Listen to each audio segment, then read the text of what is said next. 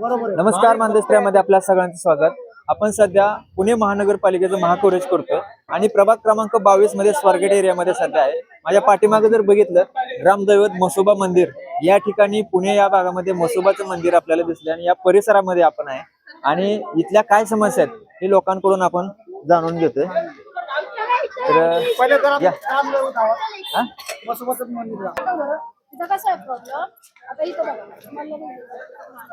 तुम्ही बोला. हा, काय म्हणताय? इथे आहे ना किती घाण आहे बघा. बाथरूम कसे आहेत, येणारे जाणारे सगळे लोक इकडूनच येतात. मग तेच घाणीचे पाय घरामध्ये जाणार. तिथून हा एरिया ऐतिहासिक आहे. इथं महात्मा फुले यांचं स्मारक आहे, सावित्रीबाई यांचं स्मारक आहे. हो हो बरोबर आहे. ते सगळ्या गोष्टी इथं आहेत, पण तरी पण आमच्या इथं लक्षच देत नाही ना कोणी. जे स्थानिक नगरसेवक झाले, किती काय झाले. आता हे बाथरूमचं बिल्डिंग बघा, आतमध्ये गेले तर सगळे बाथरूम खराबच आहे. फक्त जनतेला दोनच आहेत की जेणेकरून ते दोनच बाथरूम युज करू शकतात. इथले लोकसंख्या दोनच बाथरूम युज करण्यासाठी महिन्याला ते लोक 60 रुपये महिन्याला काहीतरी भरतात इथे. तरी पण त्यांना सुखसुविधा अशा काहीच नाहीये आतमध्ये. लाईट्स नाहीये आतमध्ये रात्रीचे. लेडीज लोक जातात, जेंट्स लोक जातात. लेडीज साठी पण तिथे साफसफाई व्यवस्थित नाहीये. तिथे कचरा पडलेला असतो. तिथून आतमध्ये गेलात तिथे पण तुम्हाला घाणच दिसते. म्हणजे नगरसेवक आहेत ते लोकांनी कधी लक्षच नाही दिलेलं ना. तुम्हाला काय अपेक्षा आहे त्यांच्याकडून? काय झालं? आम्हाला इथं सुख सुविधा, आम्हाला पाणी 24 तास पाहिजे, शौचालय आम्हाला व्यवस्थित आता पाहिजे. महत्वाचा तुम्हाला प्रश्न विचारायचा की आता एखादा माणूस आला, पाहुणा आला पुण्यामध्ये, तर बाहेरनच जातो. म्हणजे पुणे चांगला म्हणजे इथं येतच नाही ही घाण बघून. मोस्टली काही मुली अशा एज्युकेटेड आहे की त्यांचे लग्नच जमत नाही का तर तुमचा एरिया घाण आहे. तुमच्या इथं ड्रेनेजचं पाणी येतं, जरी पाहुणे आले तरी ते तिथून रिटर्न निघून जातात. त्यामुळे येत नाही. बघा असं कधी झालंय का तसं? हो, भरपूर वेळा झाले ना. लग्न मोडले?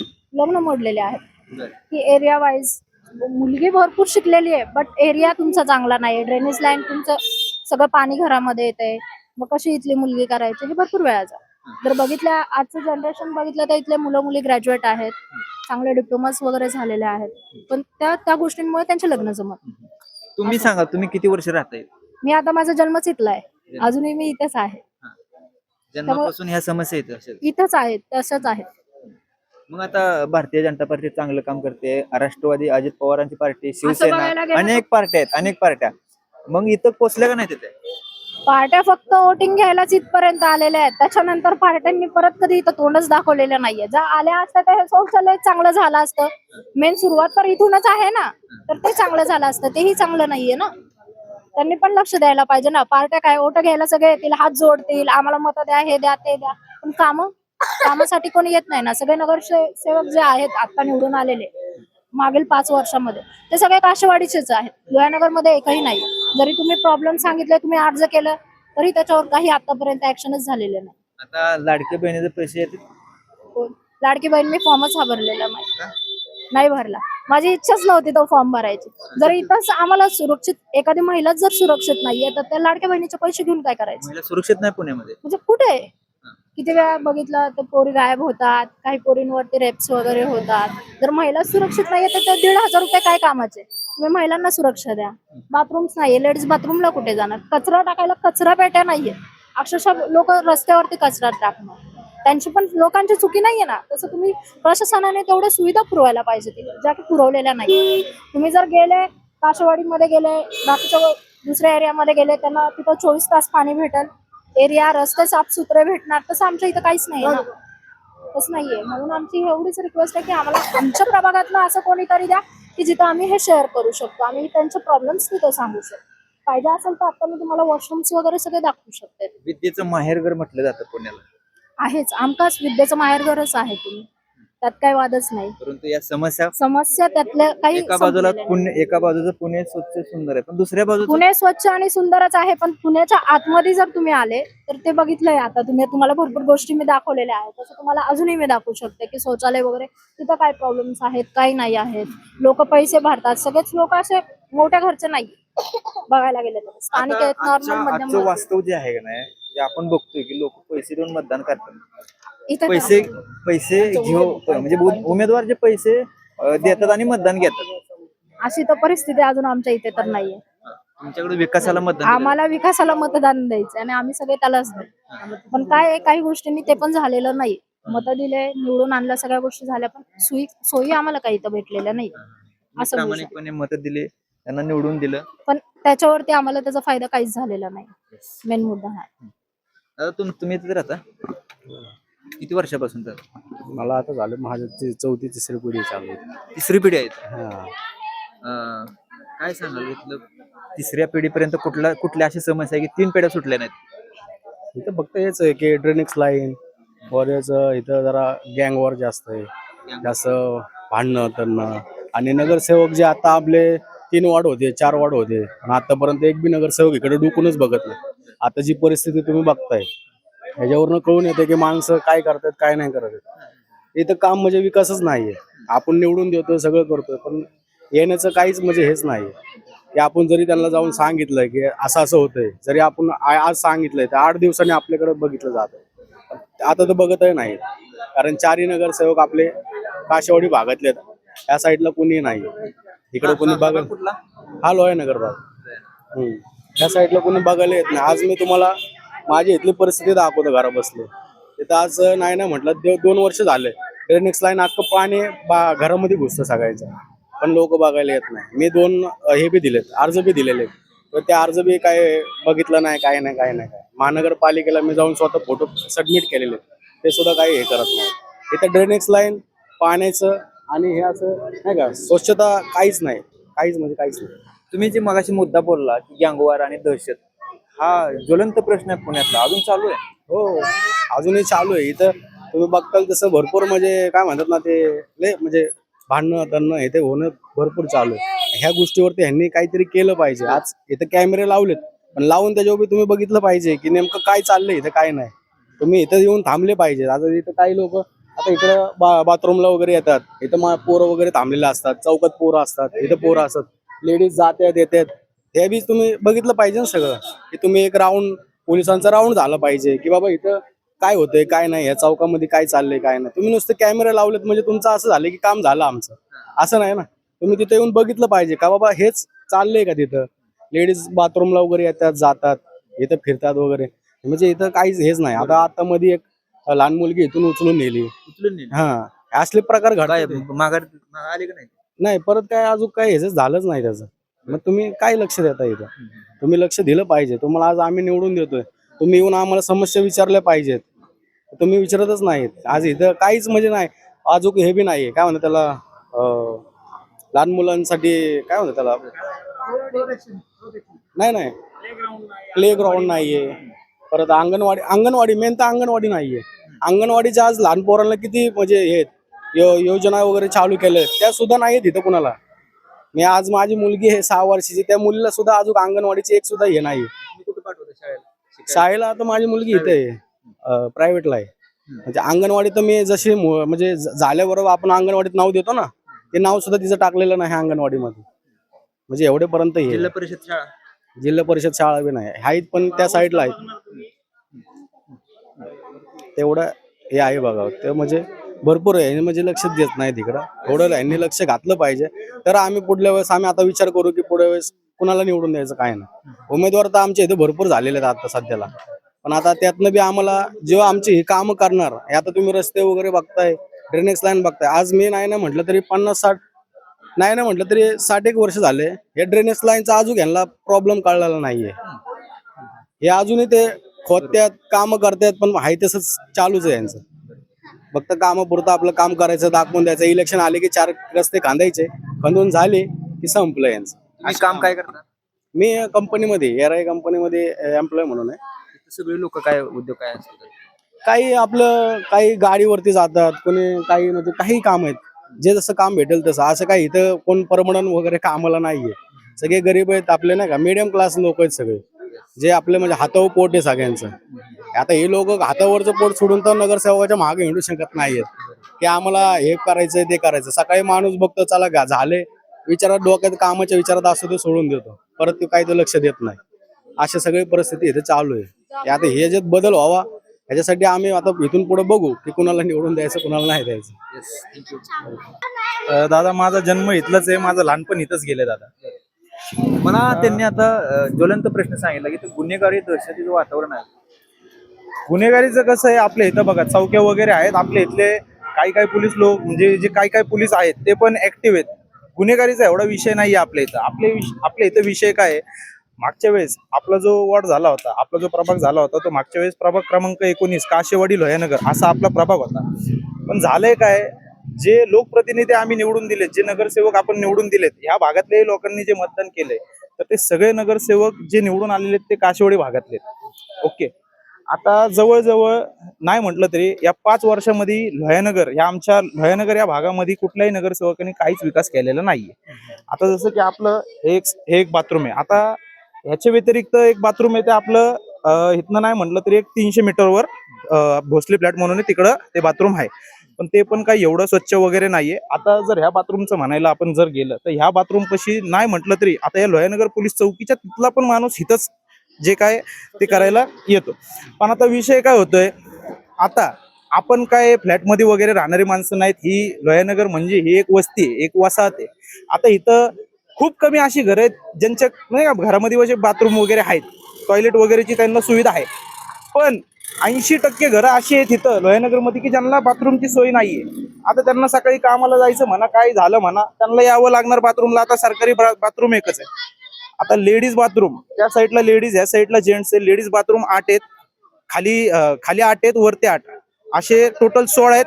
आणि इथं पण 8 आणि वरती पण 8, असे 16 आहेत टोटल. पण ह्याच्यामध्ये नाही स्वच्छ नाही. याच्यामध्ये विषय असा झालेला आहे की या 16 बाथरूम मध्ये लेडीज 16, जेंट्स 16 बाथरूम मध्ये मोजके 3-4 बाथरूम जे ते चांगलेत, बाकीचे सगळे बाथरूम तुंबलेले आहेत. आता विषय असा होतो की ते बाथरूम आता जे बाथरूम तुंबलेले आहेत त्याच्यावरती कोण ध्यान देणार, त्याचं कोण काय काम करणार, त्याचं काम तर केलं पाहिजे ना. आता नाही म्हटलं तरी 16 बाथरूम मधले 4 बाथरूम चालू असल्यामुळं त्या 4 बाथरूम साठी नाही म्हटलं तरी 10-10, 20-20 जणांची लाईन लागलेली असते. ते एक झालं. महिलांच्या पण बाथरूम मध्ये एवढी म्हणजे घाण वगैरे असते, एवढं हे असतं, त्याच्यावर बी कोणी लक्ष देत नाहीये. आता त्या जो व्यक्ती जो ते बाथरूम सांभाळतो त्याने ते आज साफ करून घेतलंय. जर तुम्ही काल किंवा परवाच्या दिवशी येऊन जर ते बघितलं असतं तर अक्षरशः तुम्ही आत पण नसते थांबले, एवढी घाण परिस्थिती. आणि तसल्या ह्याच्यामध्ये आम्हाला बसावं लागतंय. एवढी आमची घाण परिस्थिती झाली की तसल्या ह्याच्यामध्ये आम्हाला बसावं लागतंय. तुम्ही गेल्या वेळेस कुणाला निवडून दिलं होतं?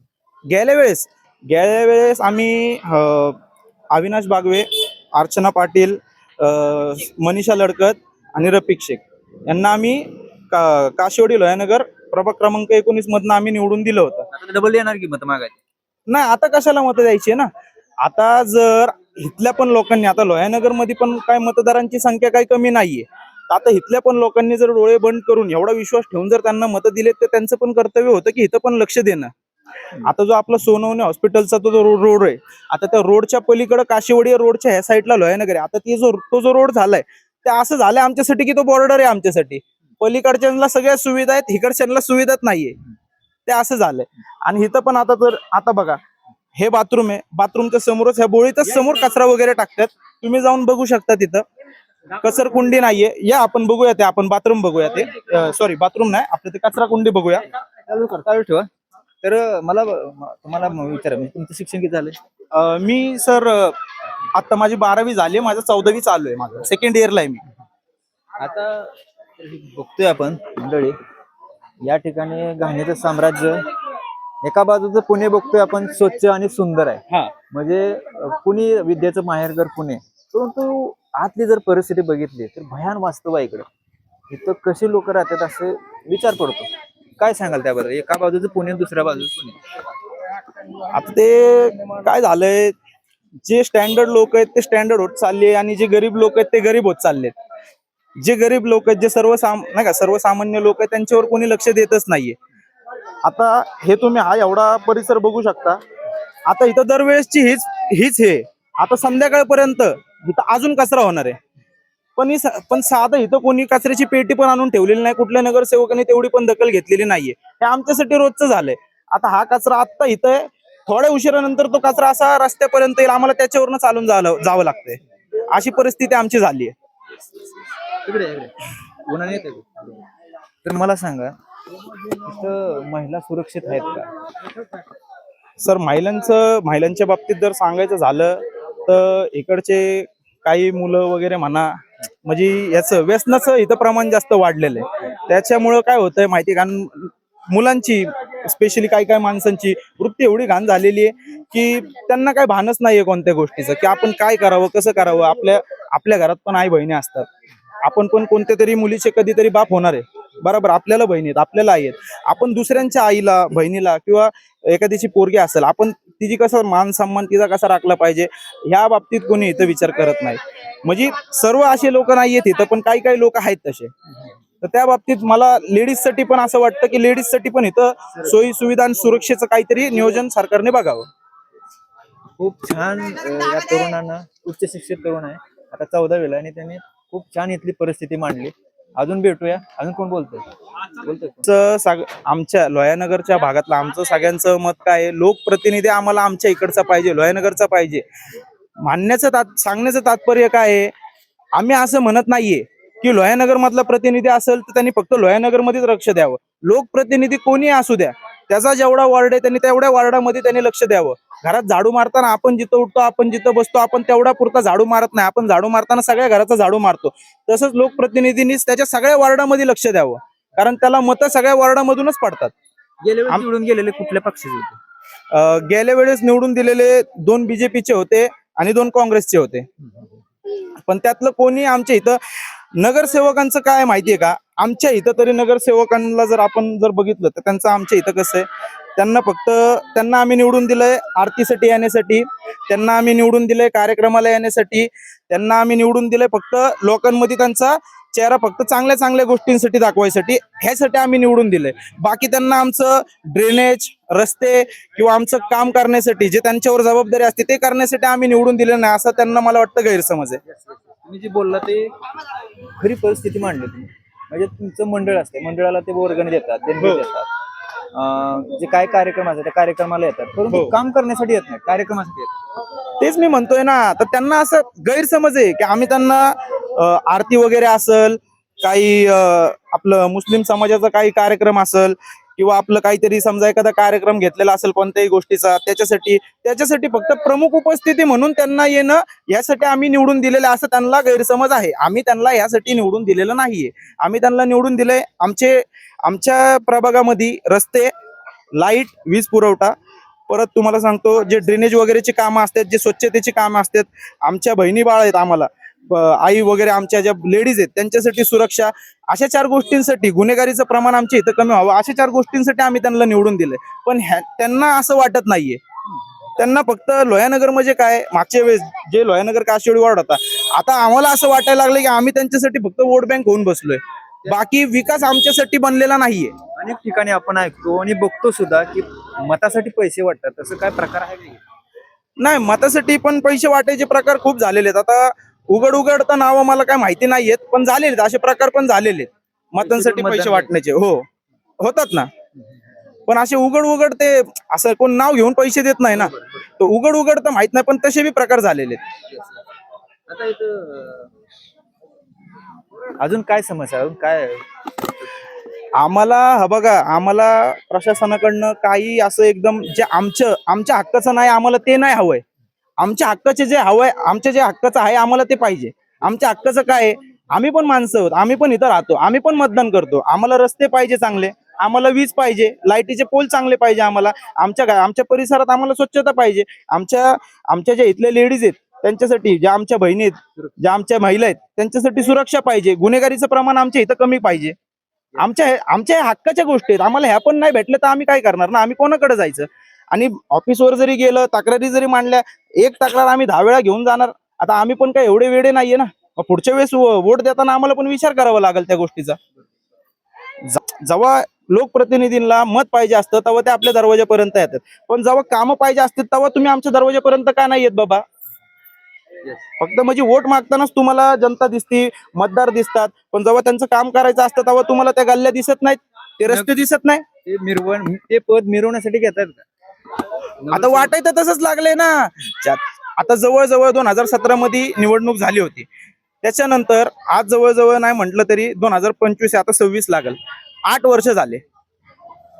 नगरसेवकाचा कार्यकाळ असतो 5 वर्षाचा, एकतर त्यात इलेक्शन झालंय 3 वर्षानंतर, 8 वर्ष झालेत. 8 वर्षामध्ये आमच्या इथं कोणताही नगरसेवक असा आवर्जून आलेला नाही की मी तुमचं बाबा काम करतो, मी तुमची समस्या सोडून देतो, असा कोणताही नगरसेवक 4 नगरसेवकांपैकी आलेला नाहीये. तर हे होतं इथलं वास्तव. या तरुणांना खूप छान पद्धतीने त्यांची मांडणी केली आणि हे प्रश्न सुटावेत अशी त्यांची सर्वांची इच्छा आहे. धन्यवाद. आवाज माणदेशाचा, माणदेशातील प्रत्येकाचा. माणदेश प्राईम सबस्क्राईब करा आणि अपडेट रहा. नवीन व्हिडिओच्या नोटिफिकेशनसाठी बेल आयकॉनचं बटन दाबा. धन्यवाद.